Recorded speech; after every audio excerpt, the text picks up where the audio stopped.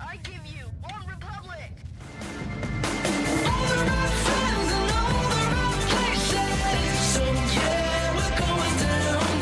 Yo, what's going down? This is Sway from The Hook. I just sat down with probably one of the biggest songwriters in the world that nobody knows about yet, and his name is Ryan Tedder, and he's lead singer of OneRepublic. Remember they had that song out a couple years ago called Apologize, and everybody was, going crazy over it, and Timberland was all in it with the That's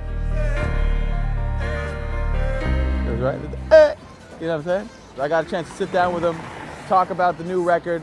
I'm treating this as our first album. Yeah. I know Apologize happened and it fortunately it broke us, and Stop and Stare followed it up.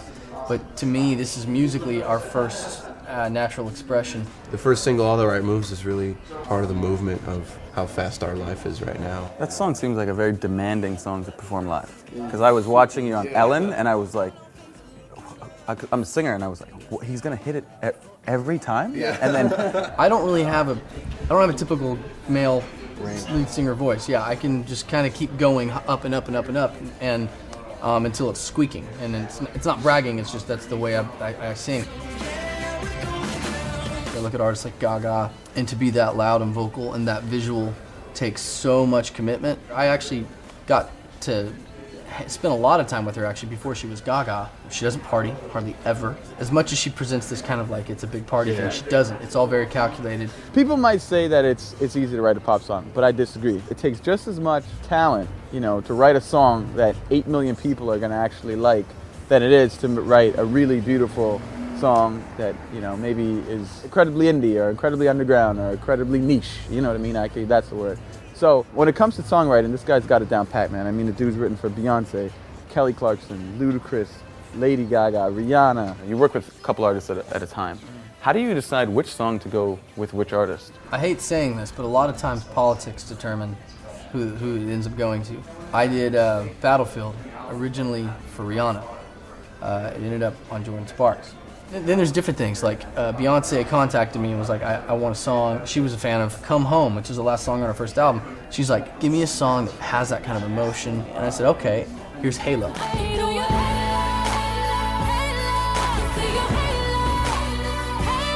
In the past, the way that I've written for other artists and the hits that I've had have tended to be more mid-tempo, like kind of classic songs, you know what I mean? I always tried to write the kind of songs that could come out now, or come out 10 years from now or 10 years ago and still have the same reaction. And did you actually write with Tupac? Is that even something you can It's discuss? true. But like, He was dead. okay, I was wondering. I was like, what the f?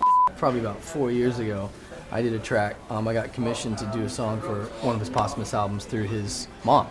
They brought in a hard drive with, like, they had security with him and everything. And the guy sat in the room with me while I was doing stuff. I was like, you can go. He's like, nope. Gotta You watch that can't. shit. He's like, I gotta make sure you're not dragging any files onto your hard drive. It was like the hard drive, and they keep it in a vault with security. It's crazy because Death Row tried to a couple times steal the stuff and kill people that were carriers of it.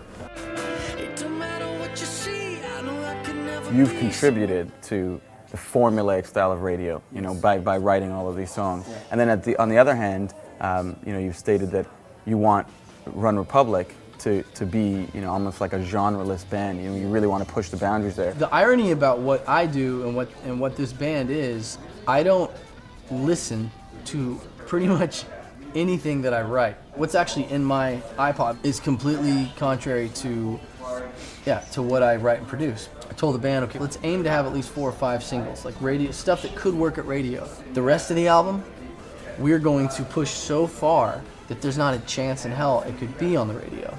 Yeah. We're gonna make these songs like the stuff we actually listen to.